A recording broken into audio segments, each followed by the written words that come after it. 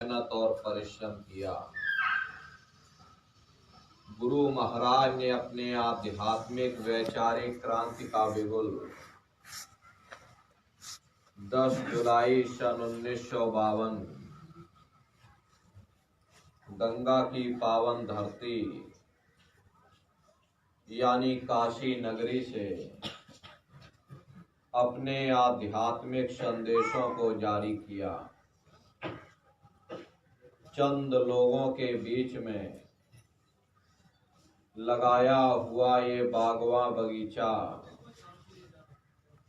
इस तरह से पुष्पित और पल्लवित होगा, इसकी इतनी विशाल शाखाएं होंगी, यह अनुमान उस समय पर किसी ने नहीं लगाया। लेकिन परम पूज्य स्वामी जी महाराज इस बूंद को सागर बनने का संकेत चंद प्रेमियों को बराबर देते रहते थे। धीरे धीरे ये अभियान बढ़ता चला गया और सन 70 का दशक आते आते यह एक क्रांति के रूप में परिवर्तित हो गया। ऐसी क्रांति जो शुद्ध रूप से आध्यात्मिक वैचारिक क्रांति थी, जिसमें हिंसा और हत्या का कोई स्थान नहीं था, लेकिन निश्चय ही यह मानव मस्तिष्क को हिला देने वाली क्रांति थी। बड़े बड़े लोग जो भौतिकता की अंधी दौड़ में भटक रहे थे, जिनके दिलो दिमाग में आध्यात्मवाद एक खोखला विषय बन चुका था, जिन्होंने धर्म से मुख मोड़ लिया, ऐसे भूले भटके मानव समाज के मन मस्तिष्क में सन 70 का दशक आते आते एक आध्यात्मिक क्रांति हिलोर लेने लगी। धीरे धीरे करोड़ों करोड़ जनमानस इस आध्यात्मिक झंडे के नीचे आकर खड़ा होने लगा। प्रेमी भाई बहनों, परम पूज्य स्वामी जी महाराज ने अपने जीवन काल में करीब करीब 116 वर्ष की आयु तक अथक मेहनत और परिश्रम किया और हम जीवों को बराबर समझाते रहे कि मानव तन आपको बड़े सौभाग्य से प्राप्त हुआ। ये जीवन बहुत अनमोल है। उस मालिक ने हमको यह जीवन केवल इसीलिए दिया है ताकि आप जीते जी उस प्रभु को प्राप्त कर सकें जिसने यह कायनात बनाई।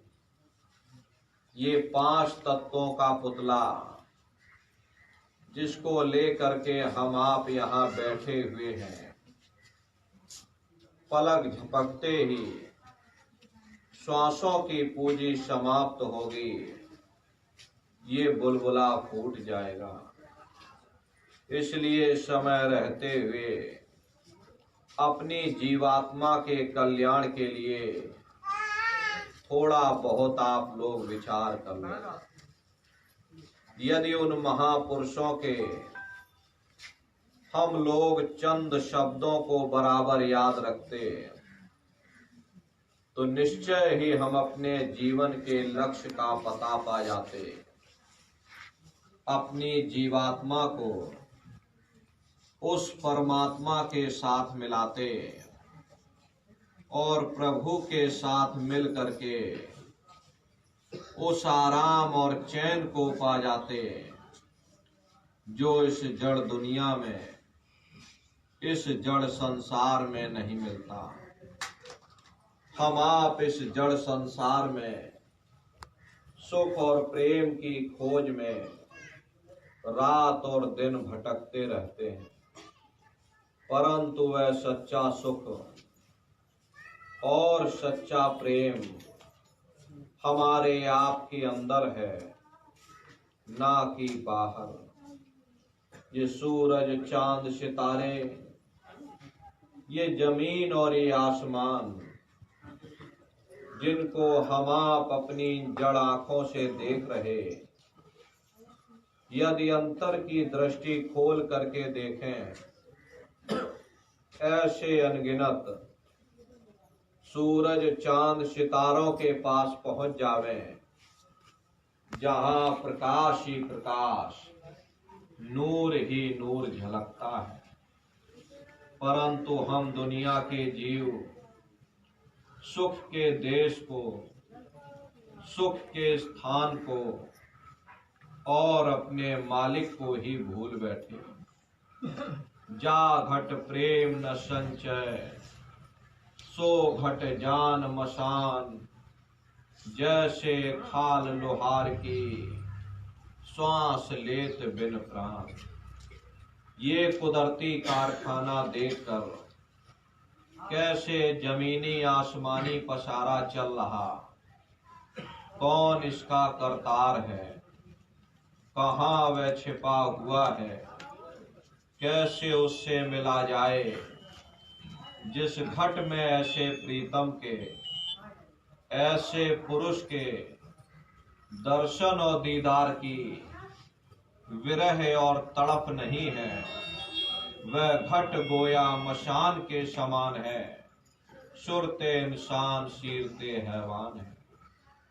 हर इंसान का फर्ज, हर इंसान का कर्तव्य, हर एक इंसान को यह सोचना होगा कि मृत्यु पर्यंत हम कहाँ जाएंगे, हमारे ये बाल बच्चे कहाँ जाएंगे, हमारे रिश्ते नातेदार कहाँ जाएंगे, हमारे कुटुंब परिवार वाले कहाँ जाएंगे, और इनकी उस समय पर क्या हालत होगी।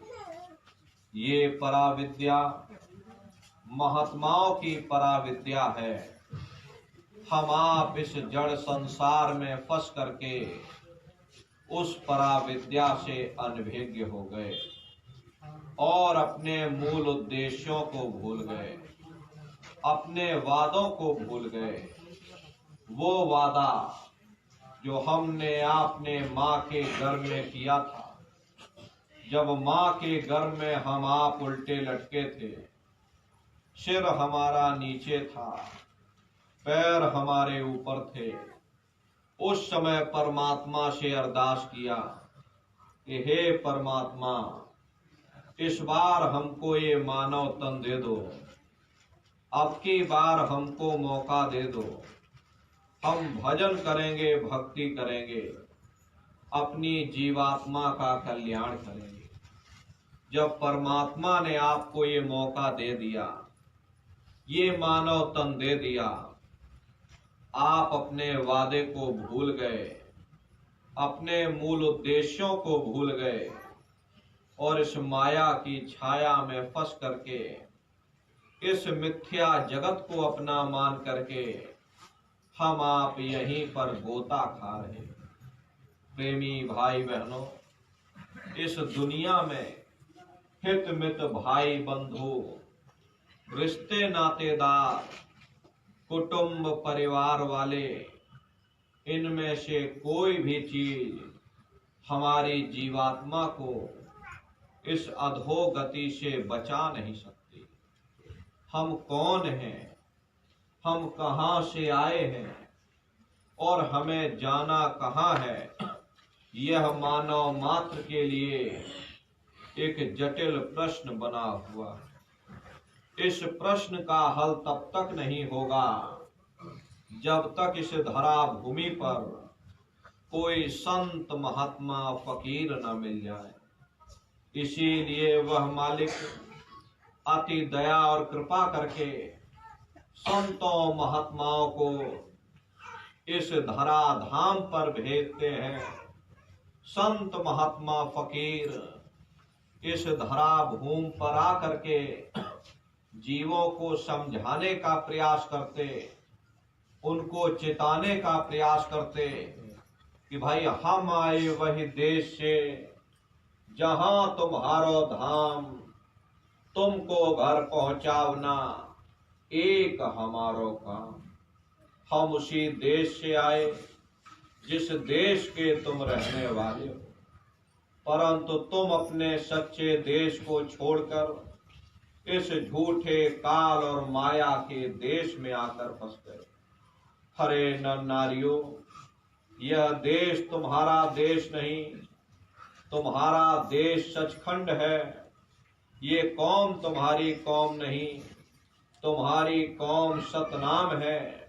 और ये जीवात्मा उस सतनाम रूपी समुद्र की बूंद है। इस बूंद को समुद्र से मिलाओ, यानी इस जीवात्मा को उस परमात्मा से मिलाओ।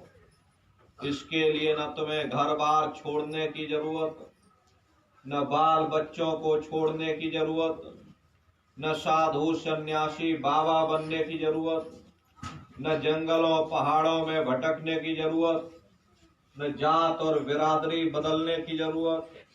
हरे प्रेमी भाई बहनों, ये जात पात के रगड़ों झगड़ों ने ही मनुष्य के ऊपर पर्दा डाल दिया, वरना महात्माओं का जो उपदेश है इतना सच्चा और सनातन उपदेश है। कोई भी महात्मा इस धरा भूमि पर आकर के ना कोई कौम बनाने आते हैं, ना कोई मजहब चलाने आते हैं, ना आप हमारे हाथों में ये डंडे और तलवारें देने के लिए आते। अरे आप तो सच्चा मार्ग, सनातन मार्ग समझाने के लिए इस धरा भूमि पर शरीर रूप में अवतार लेते। ये जात पात के रगड़े झगड़े ये हमारे अपने नहीं है, ये सिर्फ हमारे मन की ख्वाहिश है। आप स्वयं विचार करिएगा, जब गुरु नानक साहब नहीं आए थे तब कोई सिख नहीं था, जब मोहम्मद साहब नहीं आए थे तब कोई मुसलमान नहीं था, जब ईसा मसीह साहब नहीं आए थे तब कोई ईसाई नहीं था। और पीछे लौटते चले जाओ तो केवल मनुष्य ही मनुष्य रह जाते। ये रगड़े और झगड़े किसने पैदा किए? हमारे मन ने पैदा किए। किसके लिए? केवल अपने स्वार्थ के लिए। प्रेमी भाई बहनों, जब तुम्हारी ये जीवात्मा इस शरीर को छोड़ करके धर्मराज की कचहरी में पहुंचेगी, वहां न तुमसे ये पूछा जाएगा कि तुम किस जाति के हो, तुम किस कौम के हो, या तुम किस मजहब के हो, तुम हिंदू हो या मुसलमान हो, हिंदुस्तान से आए हो या कहीं पाकिस्तान से आए हो। अरे वहां तो तुम्हारे कर्म देखे जाएंगे, भक्ति भाव देखा जाएगा, मालिक से मिलने का प्रेम और प्यार देखा जाएगा। प्रेमी भाई बहनों, ये जितने महात्मा इस धरा धाम पर आए, कोई महात्मा इन रगड़ों झगड़ों में नहीं पड़ता। महात्माओं का जो उपदेश होता है वो सीधा सच्चा रूहानियत का संदेश होता है। रूहानियत और शरीयत में इतना ही अंतर होता है जितना जेवरों का जेवरों के डिब्बों के साथ होता है। कीमत जेवरों की होती है, डिब्बों की नहीं। तलवार को काम आनी होती, म्यान को नहीं। ठीक उसी प्रकार से हमें जो कुछ भी प्राप्त होगा उस रूहानियत से प्राप्त होगा। जब हम रूहानियत से दूर हो जाते हैं तब आहिस्ता आहिस्ता हम शरीयत के कैदी बन जाते, शरीयत के गुलाम बन जाते। वो शरीयत धर्म के ठेकेदारों के हाथों में चली जाती, वे हमें बाहर मुखी कर देते, कर्म कांडों में फंसा देते। न किसी को रूहानियत की समझ होती है और ना ही कोई समझाने की कोशिश करता। प्रेमी भाई बहनों, महात्माओं ने अपना पूरा जीवन रूहानियत के संदेश को समझाने के लिए अपना संपूर्ण जीवन समर्पित कर दिया। गुरु महाराज करीब करीब 116 वर्ष की आयु तक इस धराधाम पर अवतरित रहे और हम जीवों को बराबर समझाते रहे कि बच्चा अभी मौका है, ये मानव तन तुमको मिला हुआ ये बार बार नहीं मिलने वाला। अब की बार मौका मिल गया, इस मौके का लाभ उठाओ। समय रहते हुए अपनी जीवात्मा के कल्याण के लिए सुरत को शब्द के साथ जोड़ दो। प्रेमी भाई बहनों, ये सुरत शब्द नाम की कमाई, यही सच्चा और सनातन मार्ग है। सुरत शब्द नाम की कमाई, सुरत को समय रहते जब शब्द के साथ आप जोड़ दोगे तो जीवात्मा शब्द को पकड़ करके अपने घर सचखंड में वापस पहुंच जाएगी, क्योंकि शब्द को पकड़ करके ही ये जीवात्मा यहाँ पर आई। पहले तो यहाँ कुछ नहीं था, न हम थे न आप थे, न जमीन थी न आसमान था, न देवी थे न देवता थे। पहले तो कुछ नहीं था, पहले तो वो एक अनियनामा अभिसच्चिदानंद प्रभु धामा, वो एक अनियनामी महाप्रभु अपने अनामी धाम में अखंड राज किया करते थे। उस मालिक की मौज मर्जी उठी तो उन्होंने 3 लोक का विस्तार किया, यानी अगम लोक, अलख लोक और सतलोक। ये तीनों लोक एक रस हैं, यहाँ न कभी परिवर्तन हुआ और न ही कभी हो सकता। काफी समय जब बीत गया तब रचना का विस्तार सत्पुरुष भगवान ने किया। उन्होंने अपनी आवाज पर अनंतों अनंत ब्रह्मांडों की रचना की और अपने 16 पुत्रों को नीचे उतार दिया। निरंजन भगवान, जिनको दुनिया ईश्वर कहती है, सत्पुरुष भगवान के सबसे छोटे पुत्र हैं। इन 16 पुत्रों ने नीचे आकर घनघोर तपस्या की और अपने पिता को प्रसन्न करके, यानी सत्पुरुष भगवान को प्रसन्न करके सतलोक के समान राज्य मांग लिया। अब राज तो चेतन पर किया जाता, जड़ पर नहीं किया जाता, इसीलिए इन्हें रूहों का छोटा सा भंडार दे दिया गया। जब रूहें ऊपर से नीचे उतारी जाने लगी, जब हमको आपको ऊपर से नीचे उतारा जाने लगा तो हम लोग घबराने लगे। उस समय सत्पुरुष भगवान ने वचन दिया कि तुम जाओ, जाकर नीचे आराम से रहो और जब समय पूरा होगा तब तुम वापस चले आना। सत्पुरुष के आदेश पर ये रूहें, ये जीवात्माएं, यानी हम और आप नीचे आने को तैयार हो गए।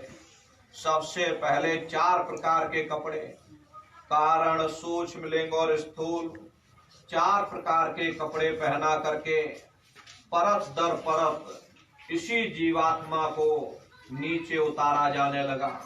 और इसी स्थूल देश में, इसी स्थूल शरीर में, दोनों आंखों के मध्य भाग में यहाँ पर बैठा दिया गया। जब जीवात्माएं यहाँ मृतलोक में आई, उस समय सतयुग का समय था।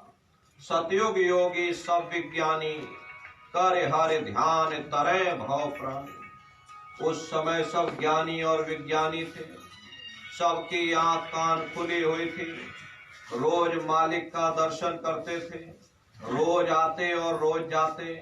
और जब समय पूरा हो जाता, ये जीवात्माएं अपने घर यानी सचखंड में वापस पहुंच जाती। शब्द को पकड़कर यहाँ मृत्युलोक में आई थी और वो शब्द को पकड़कर अपने घर वापस चली जाती थी। ऐसे खेपों की खेपें वापस चली गईं।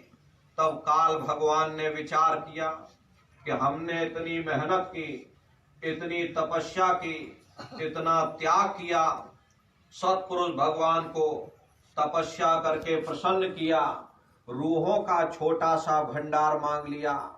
अगर ये रूहें, अगर ये जीवात्माएं इसी तरह से अपने घर सचखंड वापस चली जाएंगी तो हम राज किस पर करेंगे।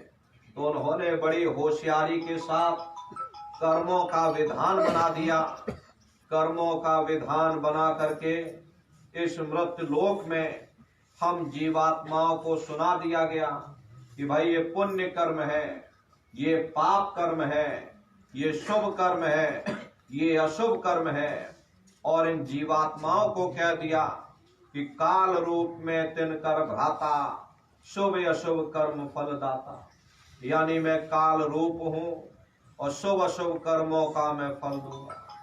यानी कर्म करने की स्वतंत्रता हमको आपको दे दी गई, फल देने का अधिकार इन्होंने अपने हाथों में रख लिया। धीरे धीरे ये जीवात्माएं कर्मों की बेड़ियों में जकड़ती चली गईं। जिस नाम की डोरी को पकड़ करके, जिस शब्द को पकड़ करके ये जीवात्माएं मृतलोक में आई थी, वो डोरी हाथ से छूट गई। तब से लेके आज तक न जाने कितने युग और कल्प बीत गए, हम आप यहीं पर भटका खा रहे। अगर वो नाम की डोरी, शब्द की डोरी हाथ में आ जाए तो ये जीवात्मा शब्द को पकड़ करके अपने घर वापस यानी सचखंड में पहुंच जाएगी। इसीलिए महात्माओं का जो ध्यान रहा, महात्माओं ने यही फरमाया, रूहानियत का संदेश में यही समझाते रहे कि भाई सूरत को शब्द के साथ जोड़ दो।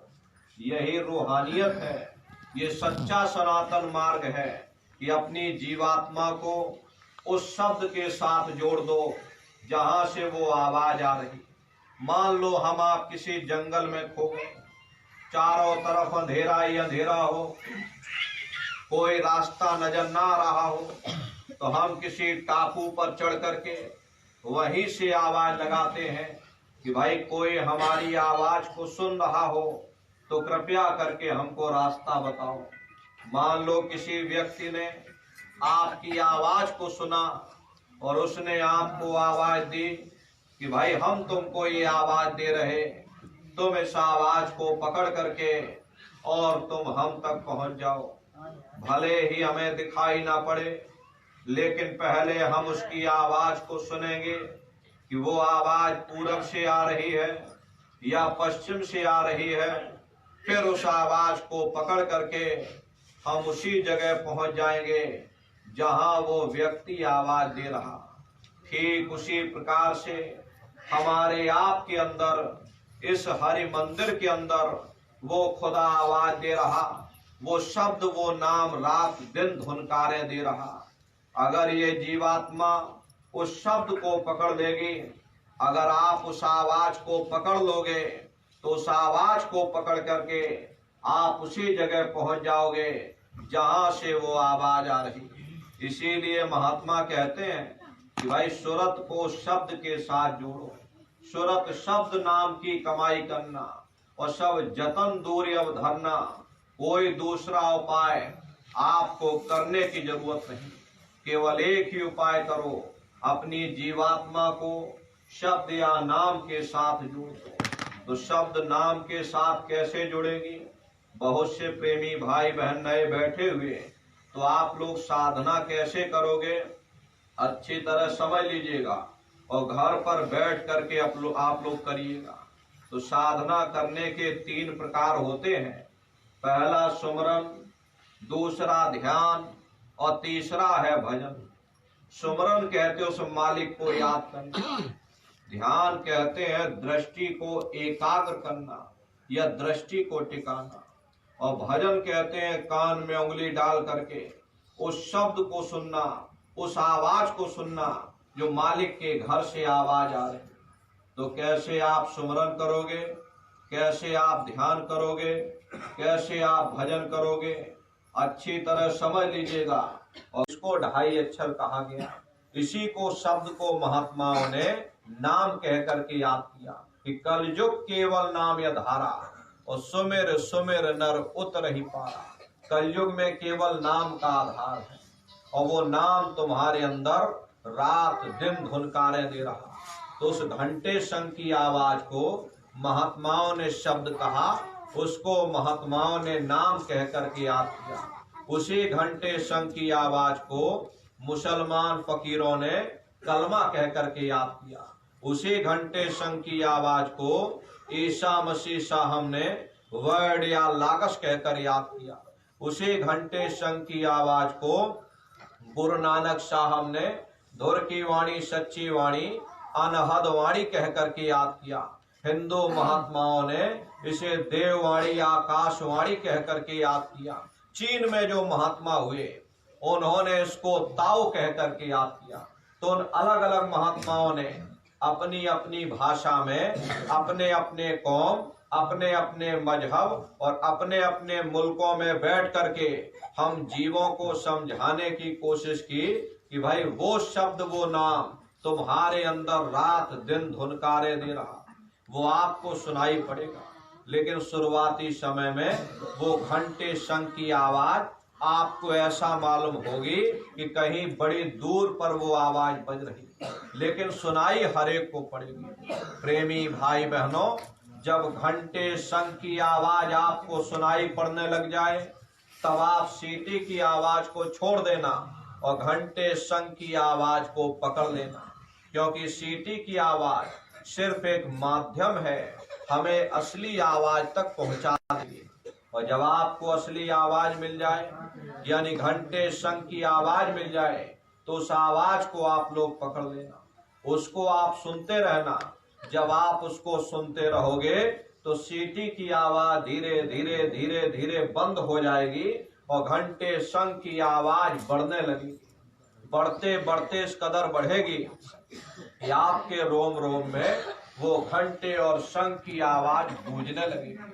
बड़ी घनघोर आवाज होती है और बड़ी मधुर वो आवाज होती है। ये दुनिया के संगीत तो कुछ नहीं, जब आप उस रूहानी संगीत को सुनोगे इतना भारी आपको आनंद आएगा, इतनी खुशी आपको होगी, ऐसा नशा आपके ऊपर चढ़ जाएगा, इतना आप उस आवाज में खो जाओगे कि आप धीरे धीरे सारी दुनिया को भूल जाओगे। यहाँ तक कि आपको अपने शरीर की भी सुध नहीं रहेगी। यदि उस समय पर आपके शरीर के लाखों टुकड़े कर दिए जाएं, फिर भी आपको पता नहीं चलेगा, इतना आप उस आवाज में खो जाओगे। क्योंकि उस आवाज में कशिश है, वो शब्द चुंबक है, वो आपको अपनी ओर खींचेगा और जब खिंचाव होगा तो जीवात्मा का फैला हुआ प्रकाश ये 9 द्वारों से सिमटने लगेगा। अब ये 9 द्वार कौन कौन से हैं? देखिए, अच्छी तरह समझ लीजिए। 2 आंख, 2 कान, 2 नाक के सुराख, 1 मुंह और 2 मलमूत्र का रास्ता, ये शरीर के 9 दरवाजे हैं। सबसे पहला दरवाजा गुदा चक्र आता है। गुदा चक्र में गणेश जी वास करते हैं। गणेश जी यहाँ के मालिक हैं। ये 4 दल का कवल है, यहाँ पर पृथ्वी तत्व पाया जाता है। उसके ऊपर इंद्रिय चक्र आता, इंद्रिय चक्र में ब्रह्मा जी वास करते हैं। ब्रह्मा जी यहाँ के मालिक हैं। ये 6 दल का कवल है, यहाँ पर जल तत्व पाया जाता है। उसके ऊपर ये नाभि चक्र आता है। नाभि चक्र में विष्णु जी वास करते, ये 8 दल का कवल है, यहाँ पर अग्नि तत्व पाया जाता है। उसके ऊपर ये हृदय चक्र आता, हृदय चक्र में शिव जी वास करते, ये 12 दल का कवल है, यहाँ पर वायु तत्व पाया जाता है। अरे वास तो वो ऊपरी मंडलों में करते हैं, लेकिन उनका प्रकाश, उनकी किरणें इन चक्रों पर पड़ती हैं। उसी के ऊपर एक कंठ चक्र आता, यहाँ आद्या महाशक्ति की किरणें पड़ती और ये 16 दल का कवल है। और आप सबसे ऊपर, आपकी ये जीवात्मा सबसे ऊपर दोनों आंखों के मध्य भाग में बैठी हुई है। यहीं पर बैठ करके ये जीवात्मा अपने प्रकाश को इन चक्रों में फैलाती है, जिससे आपका ये शरीर चलता है, आपके हाथ चलते, आपके पैर चलते, आपकी ये उंगलियां चलती हैं। जब आप उस शब्द को सुनोगे, उस नाम को सुनोगे, उस आवाज में कशिश है, वो शब्द चुंबक है। वो प्रेमी भाई बहनों, जब आप उस शब्द को सुनोगे तो वो शब्द आपको अपनी ओर खींचेगा और जब खिंचाव होगा तो जीवात्मा का फैला हुआ प्रकाश 9 द्वारों से सिमटने लगेगा और 9 द्वारों से सिमट करके जीवात्मा का प्रकाश यहाँ पर एकाग्र हो जाएगा। और जैसे ही जीवात्मा का प्रकाश 9 द्वारों से सिमट कर 10वें द्वार पर एकाग्र हुआ, तुरंत वो शब्द जीवात्मा को खींचकर इस शरीर से अलग कर देंगे। फिर आप स्वयं देखिएगा कि हमारा शरीर ये पड़ा और हम ये खड़े। आप अपने ही शरीर से फिर अलग हो जाओगे।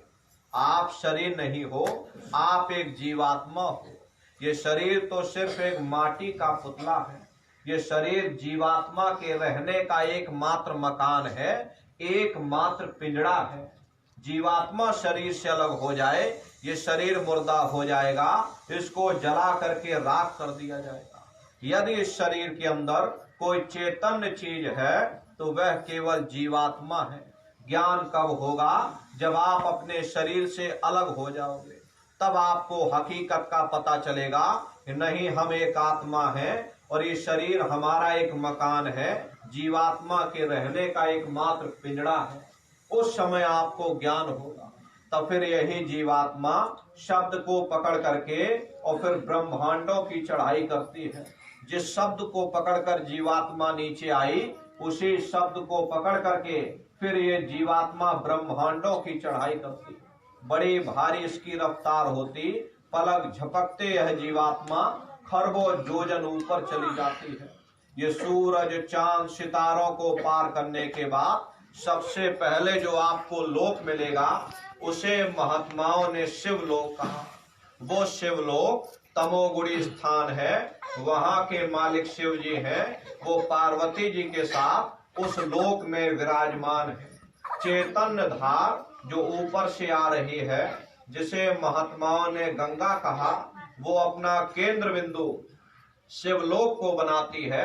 इसीलिए शिव जी की जटा में गंगा दर्शाई जाती है। इस लोक में असंख्य जीवात्माएं रहती और ये सभी जीवात्माएं शिव स्वरूप में मौजूद होती हैं।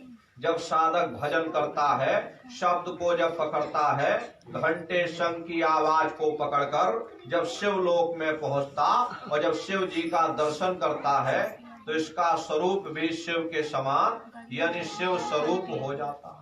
जो शक्तियां शिव जी को प्राप्त होती, वही शक्तियां साधक को भी प्राप्त हो जाती। इतनी शक्तियां साधक को प्राप्त हो जाती हैं, यदि उस समय पर साधक एक दहाड़ मार दे, पूरा ब्रह्मांड कांपने लगेगा।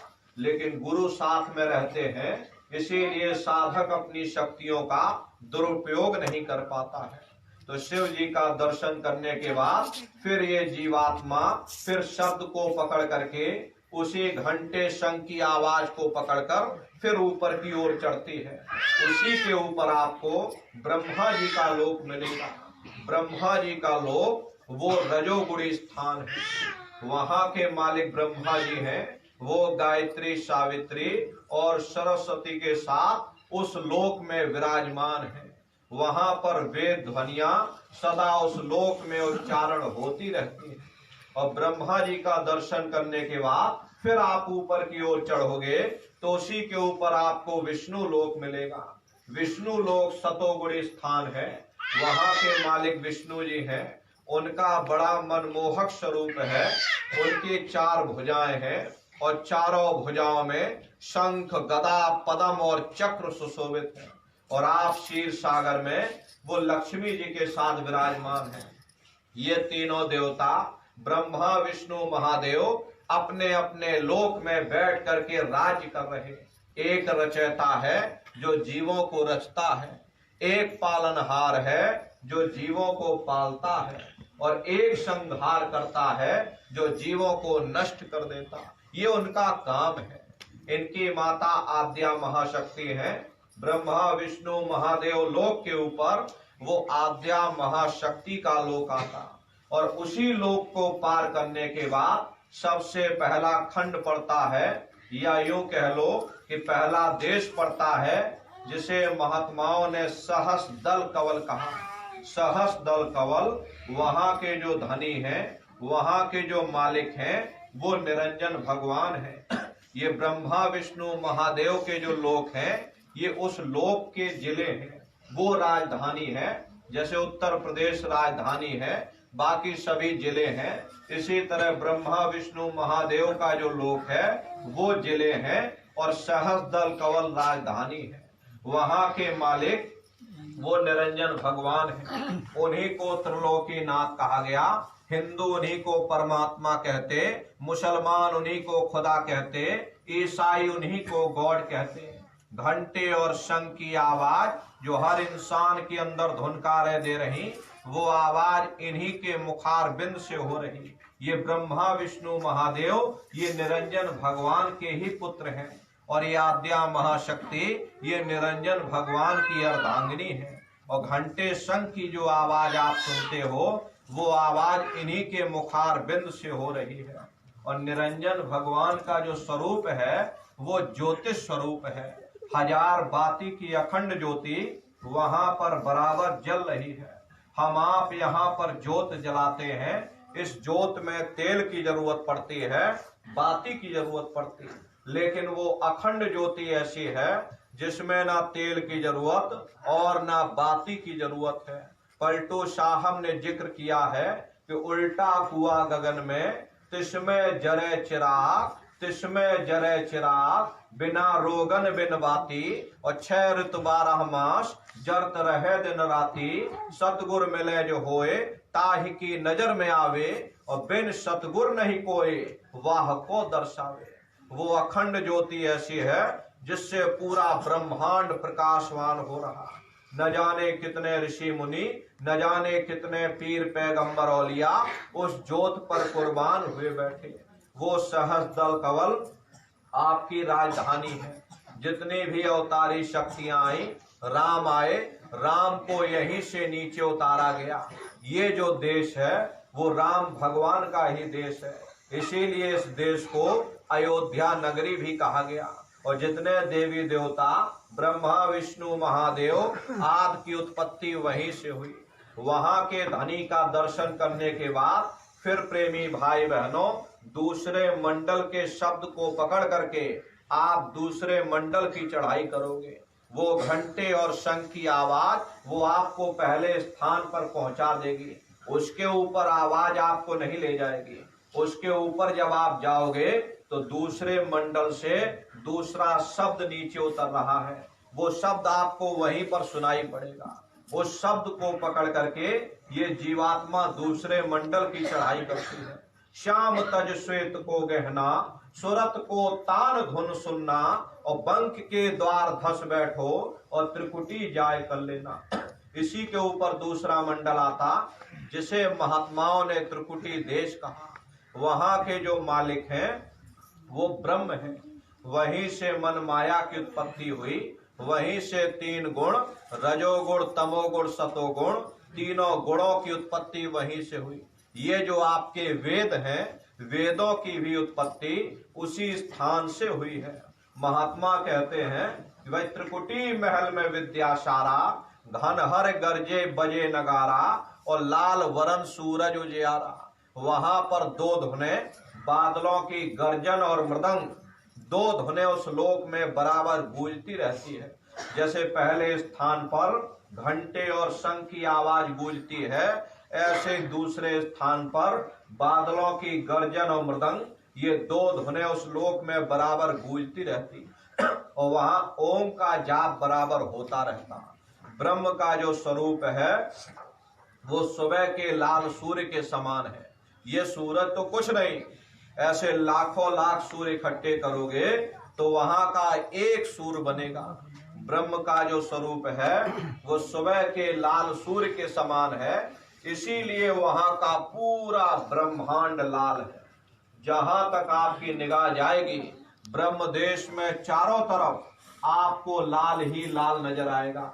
अरे मीराबाई जब साधना करके वहां पहुंची, तभी मीराबाई ने लिख दिया कि लाली मेरे लाल की जित देखूं उतलाल, और लाली देखन में गई मैं भी हो गई लाल।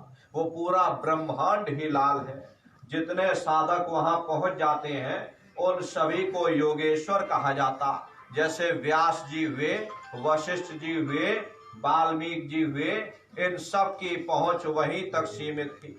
इसीलिए कहा गया कि वाल्मीकि भय ब्रह्म समाना।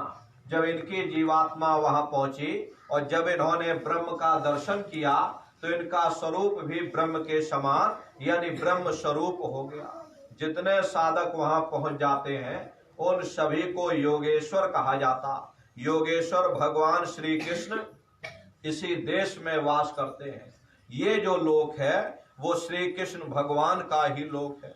वहां के धनी का दर्शन करने के बाद फिर ये जीवात्मा तीसरे मंडल के शब्द को पकड़ करके तीसरे मंडल की चढ़ाई करती है। आगे पहुंची सुन रंकार, ररंकार धुन सुनी पुकार, आगे श्वेत शून्य है भाई और मान सरोवर पैठ नहाई। इसी के ऊपर तीसरा मंडल आता जिसे महात्माओं ने शून्य देश कहा, उसी को रारंग देश कहा जाता, उसी को अक्षर और नेति कहा जाता। वहां के जो धनी हैं, जो वहां के मालिक हैं, वो रारंग पुरुष हैं यानी पार ब्रह्म पुरुष हैं। वहां किंगरी और सारंगी दो धुनें उस लोक में बराबर गूंजती रहती और पार ब्रह्म पुरुष का जो स्वरूप है वो पूर्णमासी के पूर्ण चंद्रमा के समान बड़ा ही मनमोहक स्वरूप है। इसी स्थान पर प्रेमी भाई बहनों एक बहुत बड़ा अमृत का सरोवर बना है जिसे महात्माओं ने मान सरोवर कहा। वो मान सरोवर कितना लंबा, कितना चौड़ा और कितनी उसकी गहराई है, आज तक उसकी कोई था नहीं लगा पाया। महात्माओं ने सिर्फ इशारों में बता दिया। ये जो संसार में समुद्र है, ऐसे अरबों खरबों समुद्र यदि उस मान सरोवर में डाल दिए जाएं तो उसकी एक बूंद के बराबर नहीं है। इतना विशाल वो मान सरोवर। जब महात्माओं ने उसको देखा तो हम जीवों को यहाँ पर समझाने के लिए किसी ने उसका नाम गंगा रख दिया, किसी ने उसका नाम जमुना रख दिया, गुरु नानक साहब ने अमृतसर रख दिया। जब ये जीवात्मा उस अमृत के सरोवर में स्नान करती है तो जन्म जन्मांतरों के मेले पाप कर्म हो जाती है।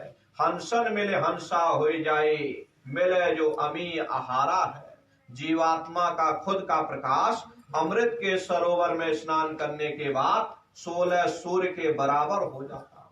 तब फिर यही जीवात्मा फिर चौथे मंडल के शब्द को पकड़ करके चौथे मंडल की चढ़ाई करती है। 2 पर्वत के संग निहारो और भंवर गुफा ते संत पुकारो।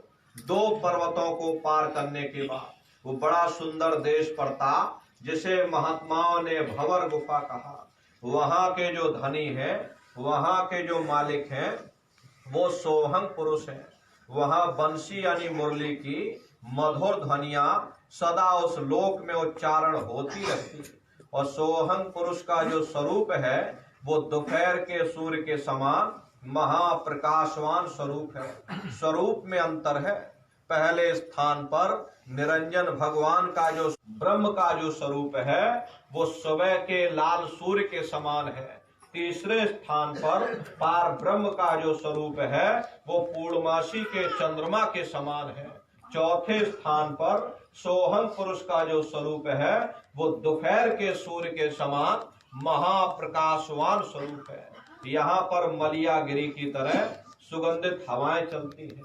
इतनी भारी उस लोक में खुशबू है, वहां की खुशबू का बालू के कण के बराबर एक कतरा यदि मृत लोक में डाल दिया जाए तो इस मृत लोक में इतनी खुशबू फैल जाएगी कि आप बर्दाश्त नहीं कर पाओगे। बड़े बड़े विशाल वहां झूले लगे हैं जिस पर ये जीवात्माएं झूला झूलती हैं।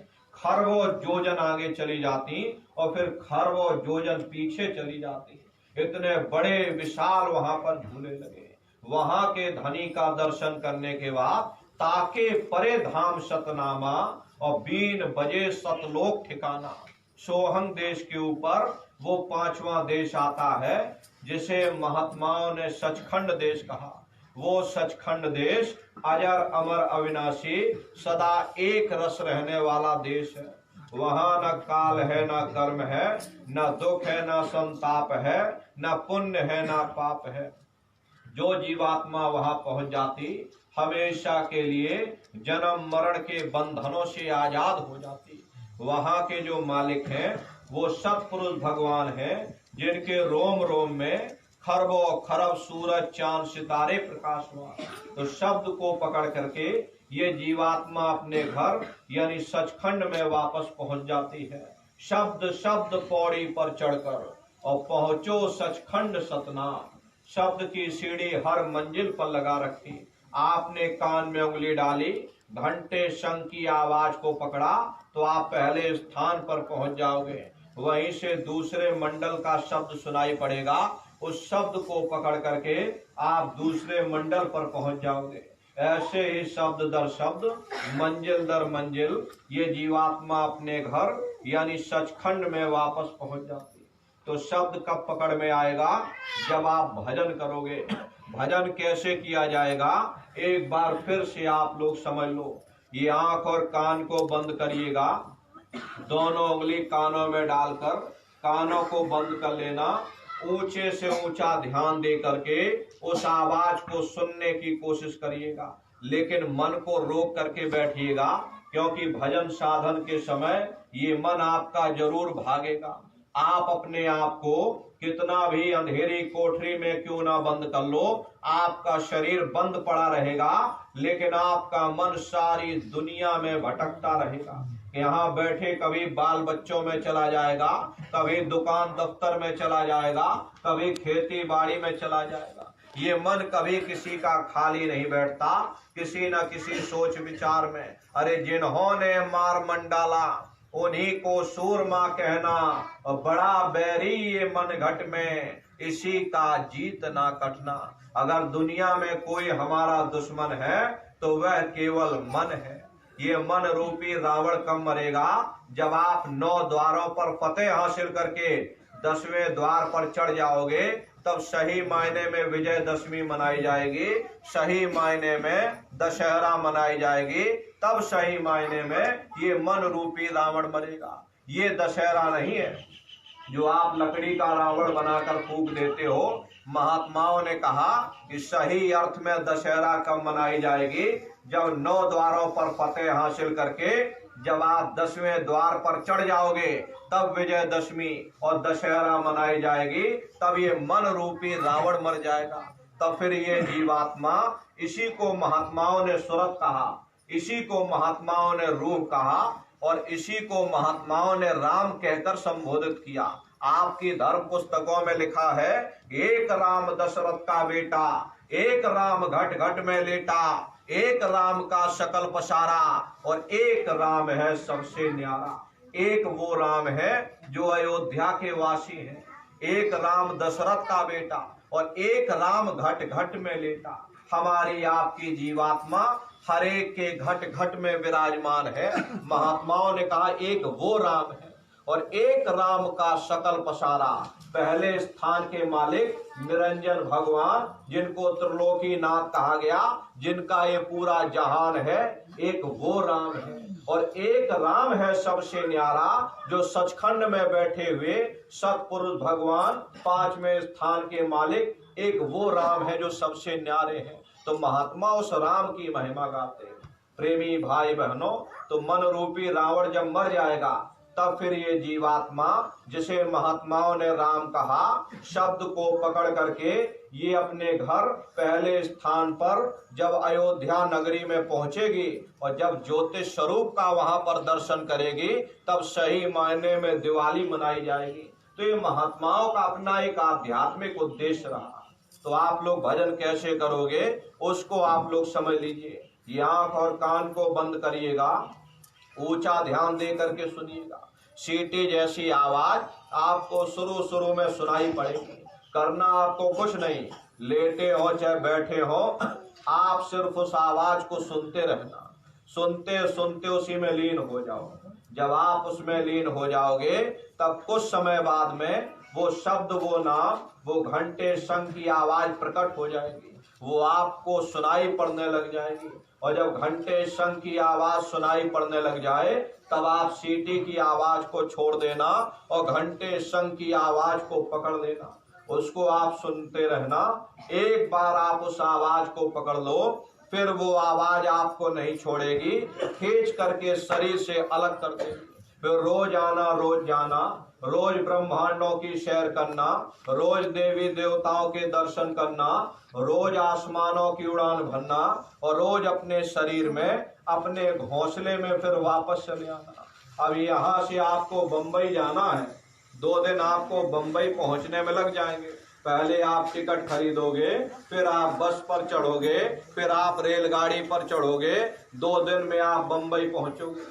लेकिन सूक्ष्म शरीर में आप पलक झपकते ही बंबई ही क्या पूरे संसार का चक्कर लगा कर आ सकते हैं। सेकंड भर के अंदर, उससे भी कम समय में आप पूरी दुनिया घूम करके यहाँ पर आ सकते हैं। इतनी रफ्तार आपकी होगी।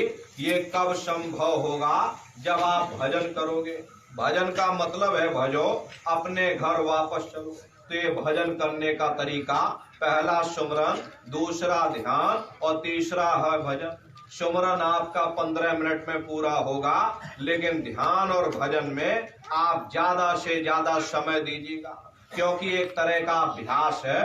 दृष्टि को एकाग्र करना या कानों को बंद करके उस शब्द को सुनना, ये एक तरह का अभ्यास है।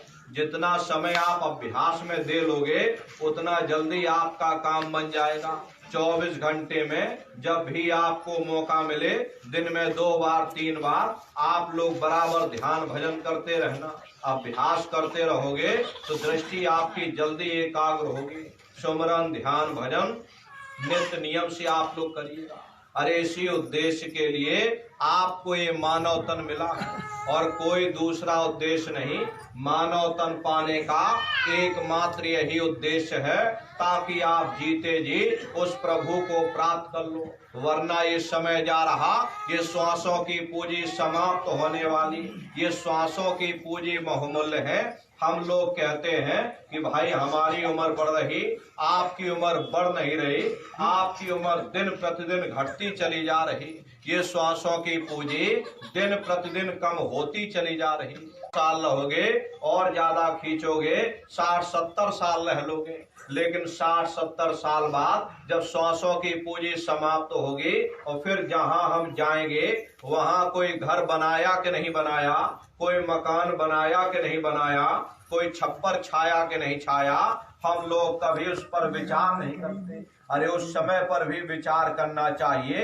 एक श्वासों की पूंजी जो मिली है, इसे व्यर्थ में मत जाने दीजिए, वरना अंत समय में आप हाथ मलते रह जाओगे। मामूली कष्ट नहीं होता, जब मौत आती है घनघोर पीड़ा होती। अरे सहजोबाई ने उस पीड़ा को बयान किया है। सहजोबाई ने लिखा है कि सहजो मौतें आईया, अंग अंग दिया तोड़, और हिया जरे छाती फटे, उठे पीर घनघोर। गुरु महाराज सत्संग में कहते थे, जैसे 1 लाख बिच्छू एक साथ हमारे जिस्म पर डंक मारे, उससे भी लाखों करोड़ों गुना ज्यादा मौत के समय दर्द होता है। जब मृत्यु आती है तो किस तरह से प्राण निकलते हैं, प्राणों के निकलने की क्या प्रक्रिया होती है, उसे भी महाप्रलय आती है। महाप्रलय के समय सबसे पहले पूरी पृथ्वी ढह जाती, ये पृथ्वी पानी में घुल करके और पानी बन जाती है। मानव सृष्टि की प्रलय एक बड़ी कयामत है और शरीर की प्रलय एक छोटी कयामत है। तो जैसे ही मौत आएगी, सबसे पहले गुदा चक्र टूटेगा। गुदा चक्र में पृथ्वी का वास होता, गुदा चक्र टूट करके ऊपर इंद्रिय चक्र में समा जाएगा। इंद्रिय चक्र में जल का वास होता, यानी जल ने पृथ्वी को घोल दिया।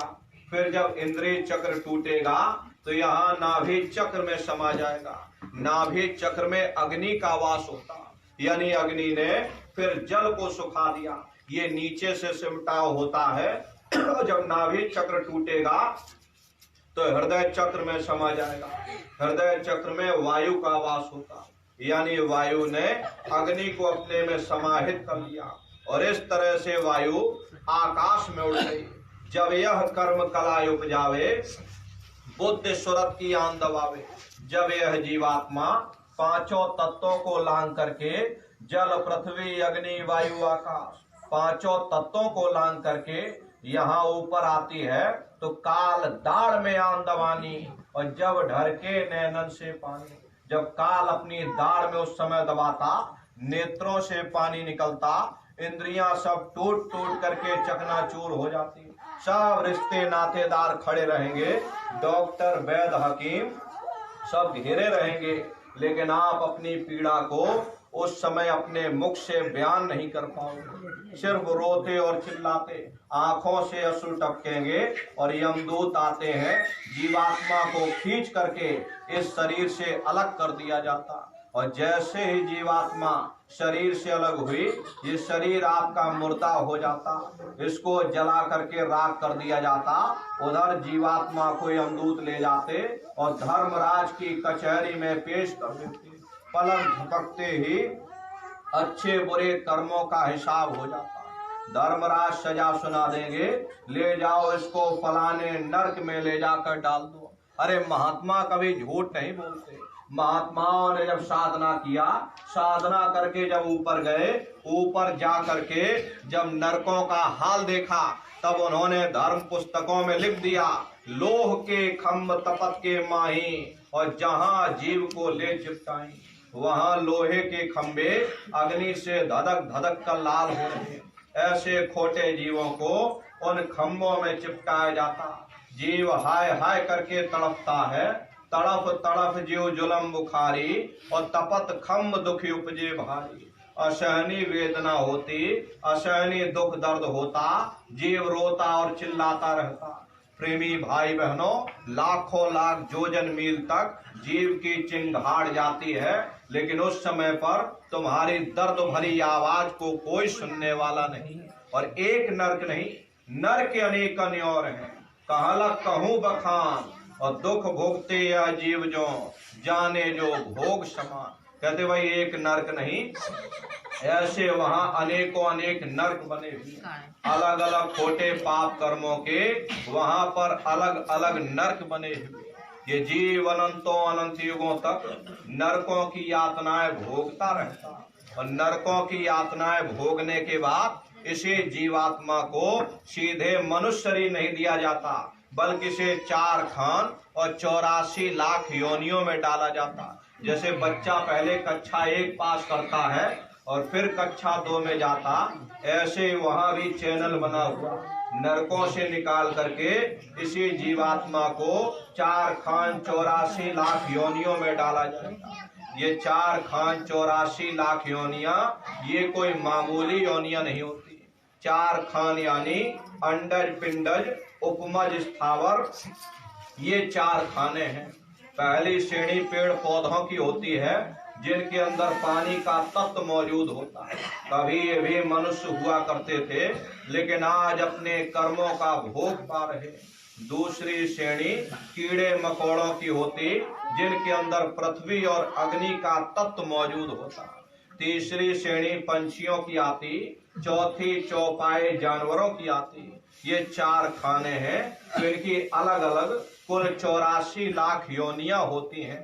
अब आप पेड़ पौधों को ही देखिए, नीम का पेड़ ये अलग है, वो आम का पेड़ अलग है, यूकेलिप्टस का पेड़ अलग है। ऐसे ही अलग अलग प्रजातियों के कीड़े मकोड़े, अलग अलग प्रजातियों के पशु पक्षी, कुल मिलाकर 84 लाख योनियां हैं।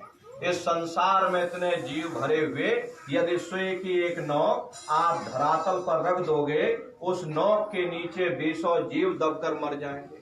आप रोज श्वास लेते हो, आपके श्वास लेने से लाखों जीव आपके अंदर रोज चले जाते और मर जाते हैं।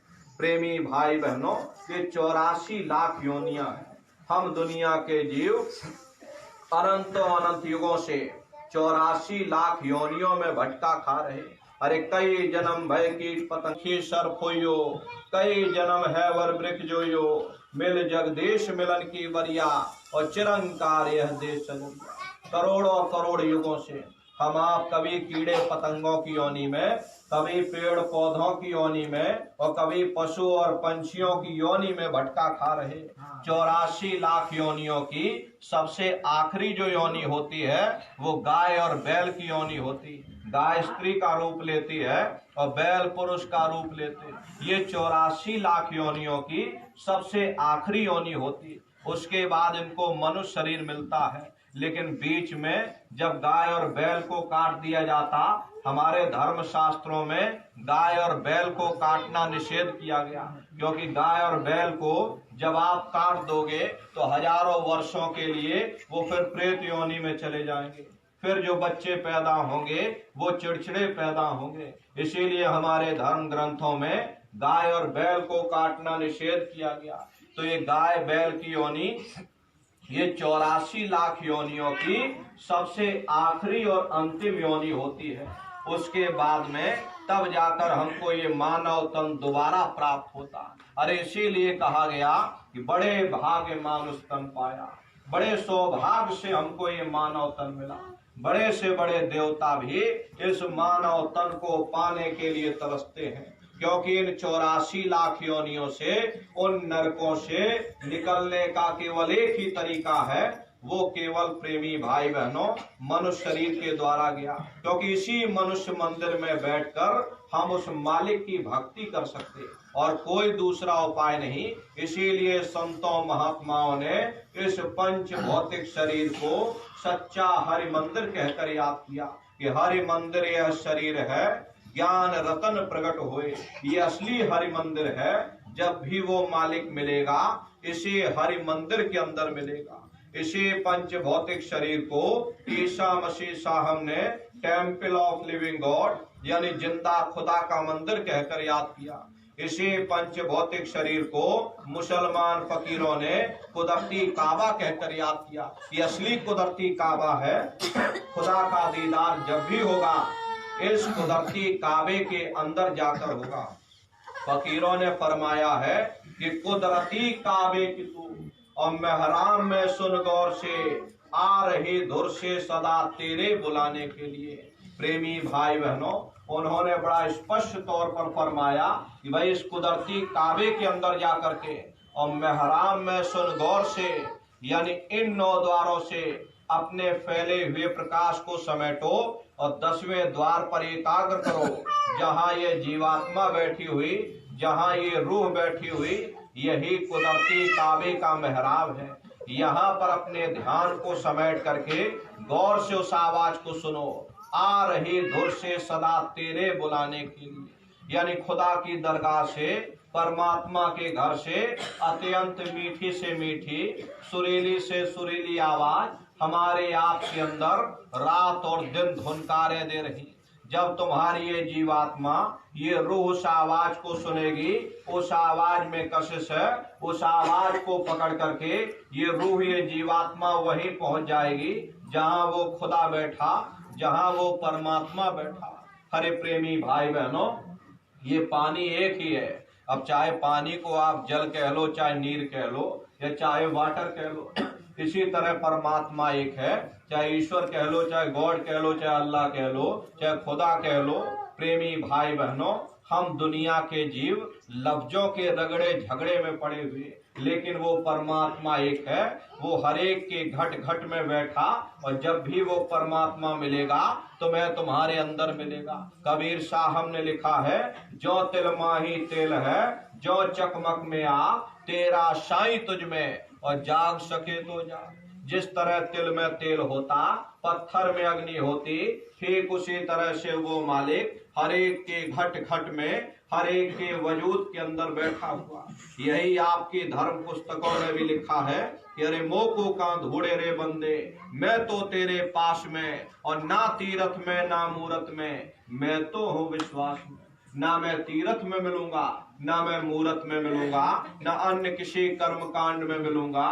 मैं जब भी मिलूंगा तो मैं तुम्हारे अंदर मिलूंगा। इसलिए अपने वजूद के अंदर जाकर के हमको सूरत को शब्द के साथ जोड़ना है। तो प्रेमी भाई बहनों, सूरत शब्द नाम की कमाई, ये सुमरन, ध्यान और भजन, ये रास्ता आपको बताया गया। आप नित्य नियम से घाट पर बैठकर भजन, ध्यान, सुमरन करिएगा। रास्ता बिल्कुल सच्चा है। आप करोगे, आपको अनुभव होगा, दिखाई भी देगा और सुनाई भी पड़ेगा। लेकिन इतना ध्यान रखिएगा, जो भी आपको दिखाई या सुनाई पड़े, आप लोग किसी को बताइएगा नहीं। बहुत से प्रेमी गलती कर देते हैं और खुशी के मारे दूसरों को बता देते। कि हमको ऐसे ऐसे ब्रह्मांड दिख रहे, या नदी पेड़ पहाड़ झरने दिख रहे। अगर आप दूसरों को बता दोगे, वो ऊपर बैठा हुआ वहीं से बंद कर देगा, फिर दिखाई सुनाई देना हमेशा के लिए बंद हो जाएगा। इसलिए ऐसी गलती मत करना, तो फिर बड़ी तकलीफ होती है। एक बार जब रस आपसे छूट जाएगा तो दुनिया आपको वीरान सी नजर आएगी। इसलिए प्रेमी भाई बहनों, ये परमार्थी दौलत है। इस दौलत को आप अपने अंदर हजम करना। अरे देखिए, दुनिया में आपके पास दौलत होती है, अलमारी के अंदर बंद करके रखते हो। कोई बाजार में ढिंढोरा नहीं पीटता कि हमारे पास इतनी दौलत रखी हुई। अगर ढिंढोरा पीटोगे, अगले दिन चोर चोरी कर ले जाएंगे। तो प्रेमी भाई बहनों, ऐसे परमार्थी दौलत है, जितना अपने अंदर छुपाओगे उतना रास्ता खुलता चला जाएगा। तो भजन ध्यान सुमरन नित्य नियम से आप लोग करिएगा। अपना अपना नियम बनाइए। ये जो सुबह का समय होता है, सुबह 4 बजे से 6 बजे तक या 3 बजे से 6 बजे तक, उस समय आप भजन किया करो। शब्द आपको साफ सुनाई पड़ेगा। अपना अपना नियम बनाओ कि भाई पहले अपनी जीवात्मा को भोजन देंगे, फिर अपने शरीर को भोजन देंगे। क्योंकि आपकी ये जीवात्मा जन्म जन्मांतरों से भूखी प्यासी बैठी, ये जीवात्मा कमजोर हो चुकी है, ये मन के अधीन हो चुकी है। जब आप शब्द की कमाई करोगे, नाम की कमाई करोगे, जीवात्मा को इसकी खुराक मिलने लग जाएगी।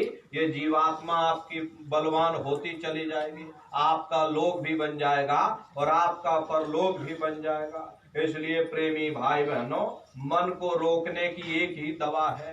प्रेमी भाई बहनों, सुरत शब्द नाम की कमाई। एक बार आप उस शब्द को पकड़ लो, उस धुन को पकड़ लो।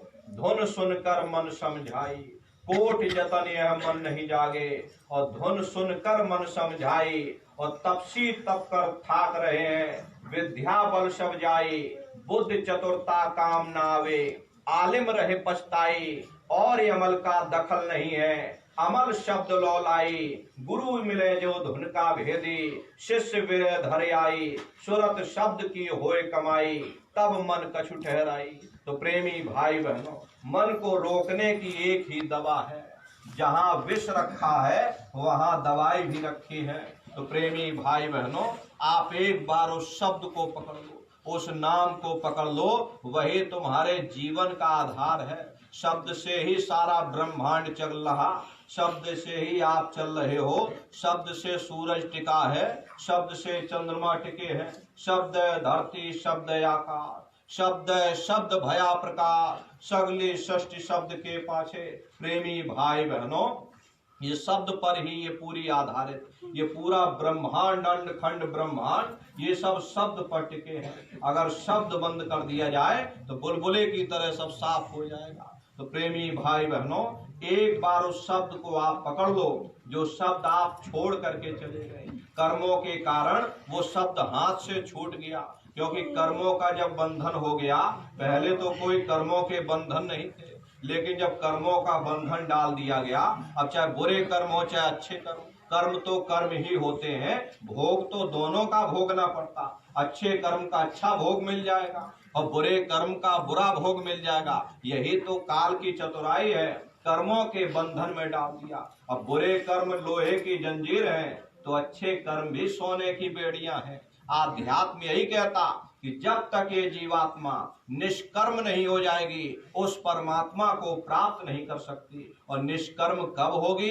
जब आप नाम की कमाई करोगे। क्योंकि शब्द कर्म की रेख कटावे और शब्द शब्द में जाए मिलावे। शब्द वो अंजन है जो तुम्हारे कर्मों की रेख पर मेख मार देगा, तुम्हारे कर्मों को साफ कर देगा और तुम्हें शब्द दर शब्द अपने घर वापस पहुंचा देगा। तो सुमरन, ध्यान और भजन, ये रास्ता आपको बतलाया गया।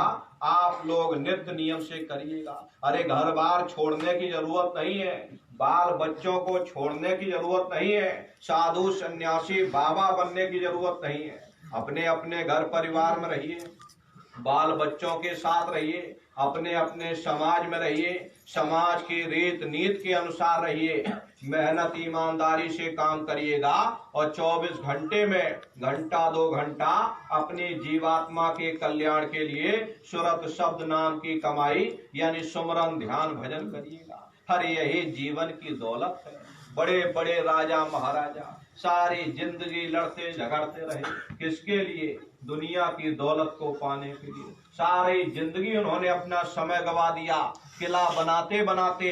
अरे आज उनके किलों को जाकर देखिए, आज खंडहर बने पड़े हुए।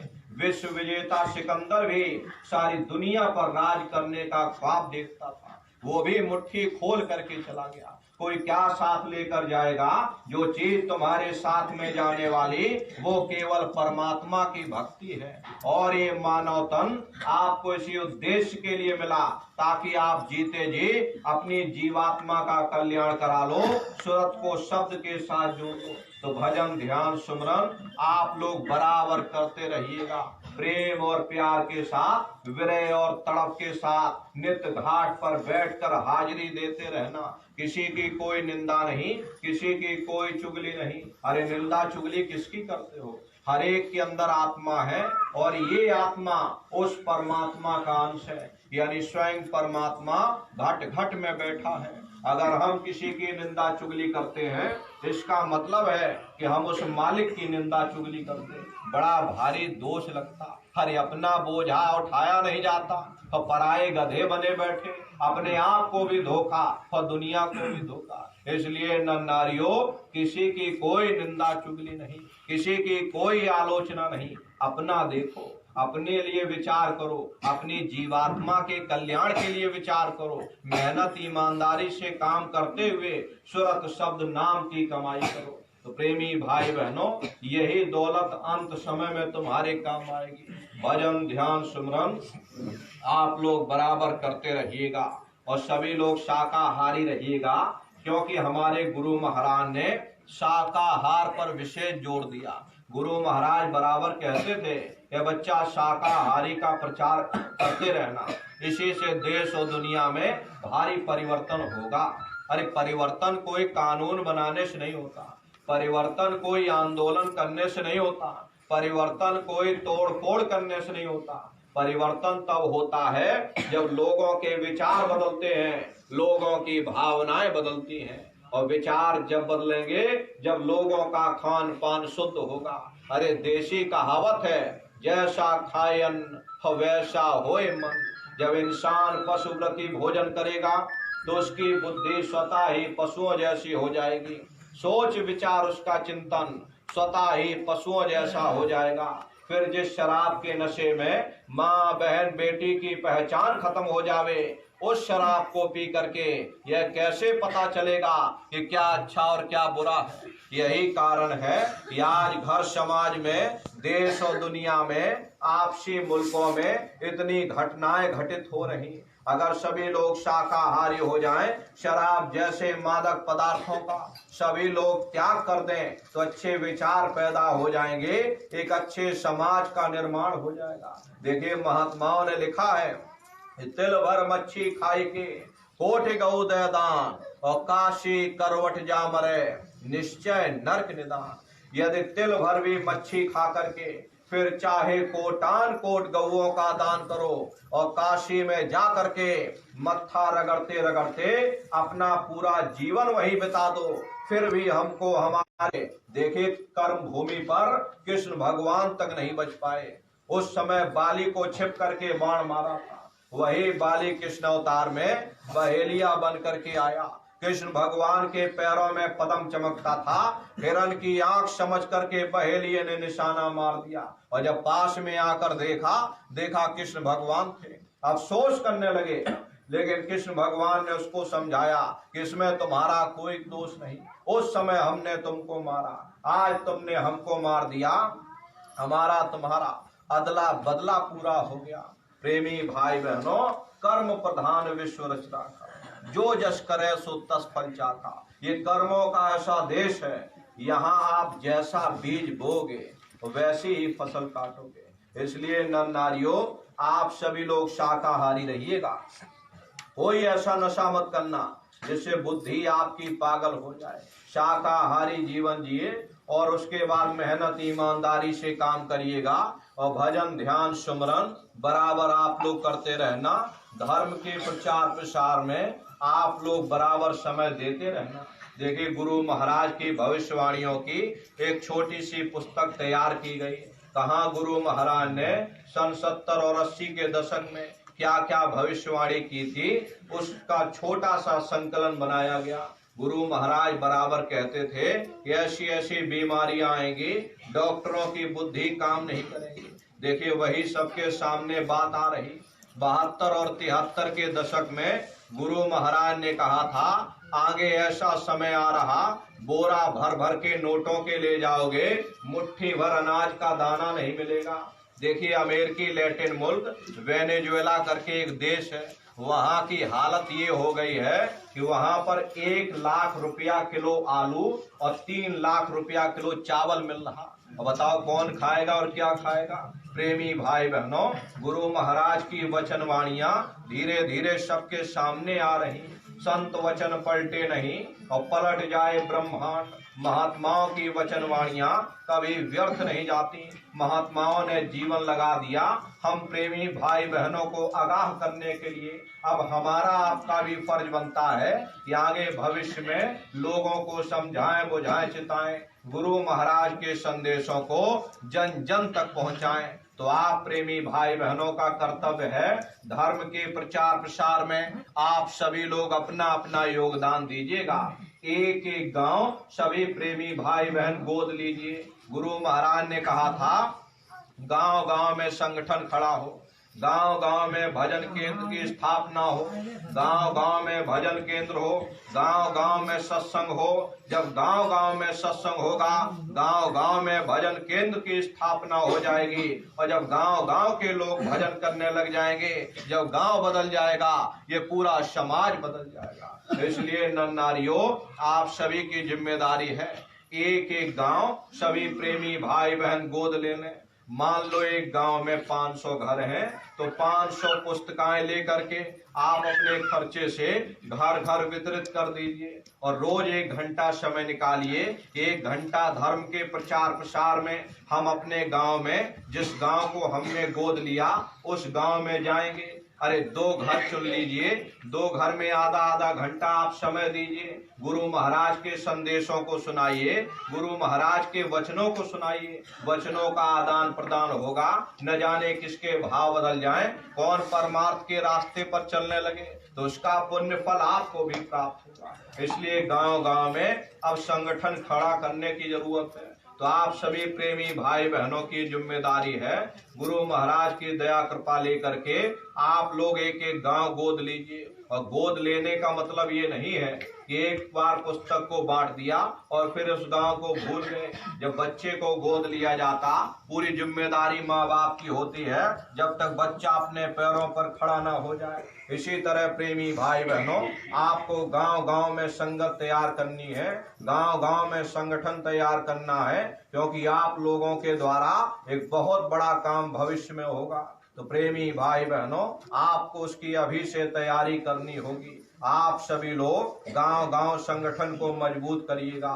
इसीलिए हम ब्लॉक लेवल पर पूर्वांचल के जिलों में कार्यक्रम कर रहे हैं, ताकि ब्लॉक लेवल पर संगठन मजबूत हो जाए और ब्लॉक लेवल से नीचे उतर करके न्याय पंचायत स्तर पर गठन हो जाए और न्याय पंचायत से नीचे उतर करके गांव गांव में इसका गठन हो जाए। तो प्रेमी भाई बहनों, आप सभी लोग धर्म के प्रचार प्रसार में अपने तन से योगदान दीजिएगा। आप लोग रोज 1 घंटा समय निकाल करके और एक एक गांव गोद ले करके धर्म के प्रचार प्रसार में अपने तन का योगदान दीजिएगा। और प्रेमी भाई बहनों, अपने अपने बच्चों को भी आप लोग इस काम में लगाइएगा। ये माताएं बहनें माताओं बहनों की टोलियां बनाएं, पुरुष लोग पुरुषों की टोलियां बनाएं। और ये माताएं बहनें हैं, क्योंकि गांव की एक मर्यादा होती है। माताएं बहनें माताओं बहनों को नहीं, और पुरुष पुरुषों को, अगर माताएं बहनें पुरुषों को नहीं समझा सकती या पुरुष लोग माताओं बहनों को समझाने में दिक्कत होगी, उसकी एक मर्यादा अपनी है। इसलिए आप लोग टोलियां बना लेंगे, ये माताएं बहनें हमारी ये माताओं बहनों को समझाएंगी, पुरुष लोग हमारे पुरुषों को समझाएंगे, नौजवान लोग हमारे नौजवानों को समझाएंगे। नौजवानों का भी संगठन खड़ा करने की जरूरत है, क्योंकि प्रेमी भाई बहनों, आपने अपना पूरा जीवन समर्पित किया, लेकिन अपने बच्चों को कभी प्रेरित नहीं करते। अरे आपके घर घर में बच्चे हैं, आप लोग जिले के केंद्र बिंदु पर अपने अपने बच्चों को संगठित करिए और प्रेमी भाई बहनों, गुरु महाराज के उद्देश्यों को समझाइए, उन बच्चों को संगत का काम दीजिए, उन बच्चों को कहिए कि आप लोग जाओ जा करके शाकाहारी का प्रचार करके आओ, या जाओ पुस्तकों का वितरण करके आओ। ये छोटे छोटे बच्चे जब संगठित हो करके गांव गांव शाकाहारी का प्रचार करेंगे कि मांस खाना बुरी बात है, शराब पीना बुरी बात है, उन बच्चों के अंदर प्रभाव पड़ेगा और समाज में भी इसका प्रभाव पड़ेगा, क्योंकि समाज भी देखता है कि ये छोटे छोटे बच्चे देखो हमको समझाने के लिए आए हैं कि शराब पीना बुरी बात और मांस खाना बुरी बात। तो जब ये लोग बच्चे कहेंगे तो इनके अंदर भी एक जागृति आएगी, भाई ये गंदी चीज है, हमको इससे दूर होना है। तो इन बच्चों के अंदर भी अच्छे संस्कार पड़ेंगे। तो प्रेमी भाई बहनों, बच्चों को भी संगठन के साथ जोड़िए, संगत की सेवाओं में लगाइए। ये माँ बाप का कर्तव्य बनता है कि अपने अपने बच्चों के अंदर अच्छे संस्कार डालें। अब संस्कार कोई MA BA की डिग्री करने से नहीं आते। अगर MA BA की डिग्री करने से बच्चों के अंदर संस्कार पड़ जाते तो हिंदुस्तान में इतनी घटनाएं घटित ना होती। अरे प्रेमी भाई बहनों, पढ़ाई लिखाई जरूरी है, हम ये बात मानते हैं कि आज के समय में पढ़ाई लिखाई बहुत जरूरी, लेकिन पढ़ाई लिखाई के साथ साथ अच्छे संस्कार भी जरूरी हैं। और संस्कार पढ़ेंगे महात्माओं के वचनों से, संस्कार पढ़ेंगे सत्संग के माध्यम से। ये बच्चे देश के भविष्य हैं। एक अच्छे समाज के निर्माण के लिए बच्चों के अंदर अच्छे संस्कार डालना ये समय की बहुत बड़ी मांग है। इसलिए अपने अपने बच्चों को बराबर मथुरा दरबार में लाते ले जाते रहना, अपने अपने बच्चों को संगत की सेवाओं में लगा करके रखिए, उन बच्चों को एकत्रित करिए और एकत्रित करके उनको जिम्मेदारी सौंपिए। अभी सीधे सीधे बच्चों से कहा जाए कि तुम कान में उंगली डालकर भजन पर बैठ जाओ, ये बच्चे नहीं बैठेंगे। लेकिन जब धीरे धीरे ये संगत की सेवाओं में जुड़ जाएंगे, इनके अंदर भाव पैदा होंगे, इनके अंदर संस्कार उदय होंगे, तो ये बच्चे भी भजन ध्यान सुमरन करने लग जाएंगे, ये बच्चे भी मथुरा दरबार के साथ जुड़ जाएंगे। तो माँ बाप का प्रथम कर्तव्य अपने जीते जी अपने अपने बच्चों को मथुरा दरबार के साथ जोड़ करके जाना। वरना हमने बहुत से ऐसे लोगों को देखा, पूरा जीवन समर्पित कर दिया, मथुरा दरबार में आते जाते रहे, लेकिन अपने बच्चों पर कभी ध्यान नहीं दिया। बोले चलो वहां से प्रसादी ले आएंगे और वही बच्चों को खिला देंगे, इनको पढ़ने लिखने दो। अरे प्रेमी भाई बहनों, इसलिए आपका कर्तव्य बनता है अपने अपने बच्चों को अपने जीते जी दरबार के साथ और संगत की सेवाओं में जोड़ करके जाएं, उनको ट्रेंड करिए। प्रेमी भाई बहनों, नौजवानों का संगठन तैयार हो, माताएं माताओं बहनों की टोलियां बनाएं, टोलियां बना बना करके गांव गांव में गुरु महाराज का संदेश पहुंचाएं।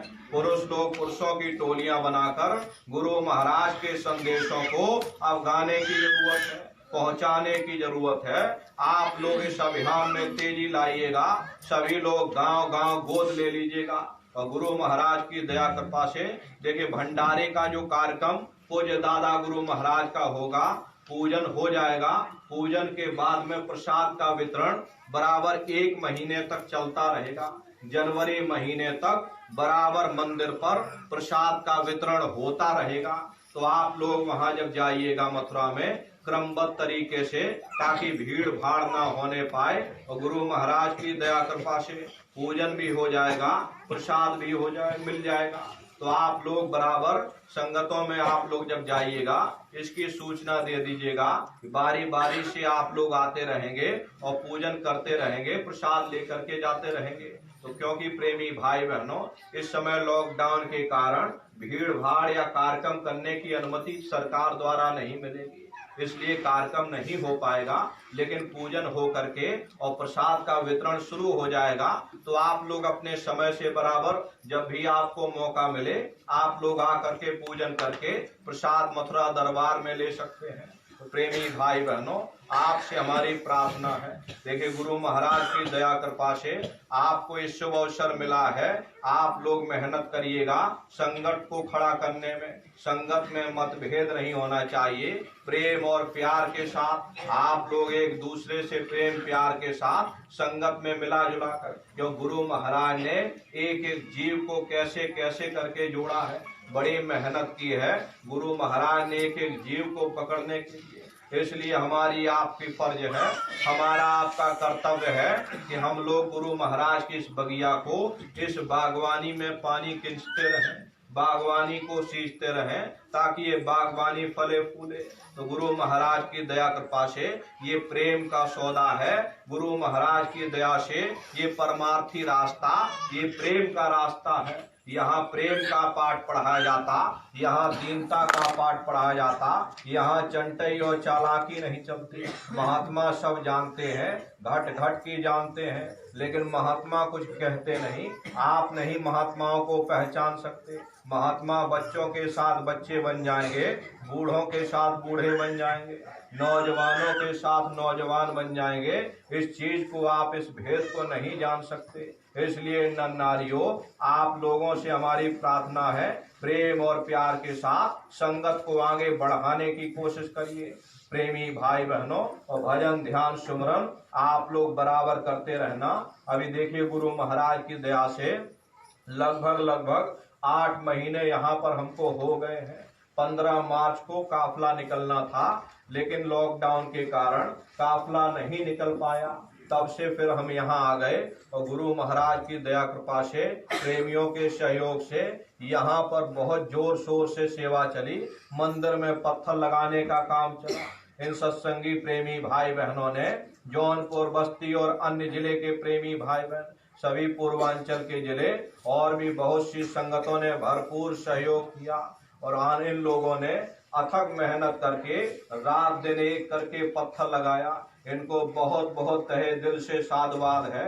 इन प्रेमी भाई बहनों ने बहुत मेहनत की। संगत को भी बहुत बहुत साधुवाद। संगत ने भी बहुत बड़ा सहयोग किया, हर तरह से सेवादारों से, और किसी तरह की कोई कमी नहीं रहने दी। बराबर सेवादारों की टीमें यहाँ पर बराबर आती जाती रही।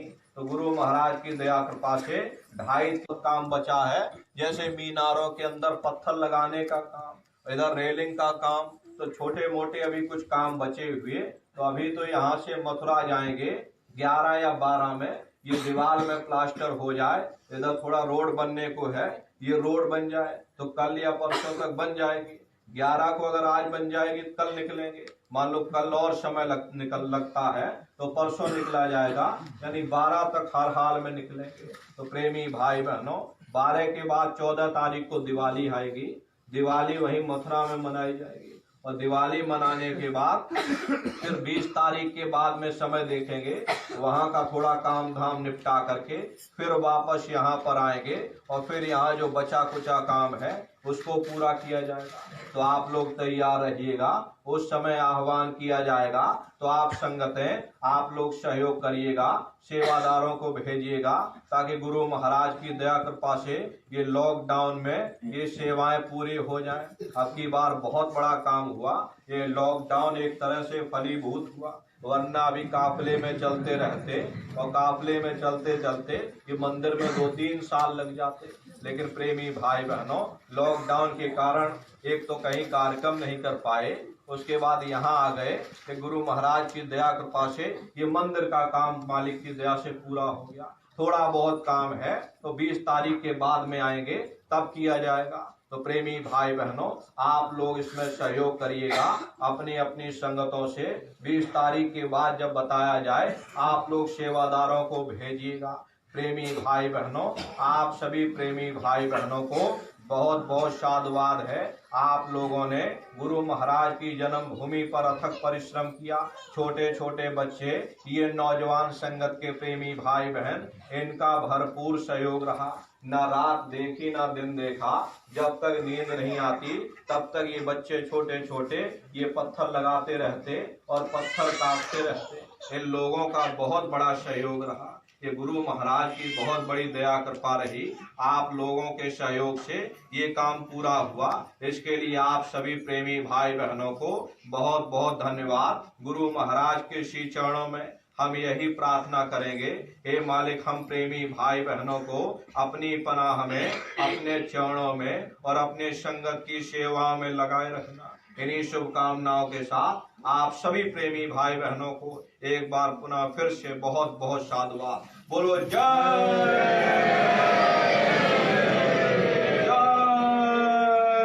गुरुदेव, जय गुरुदेव। नाम किसका? प्रभु का पावन नाम। जय गुरुदेव।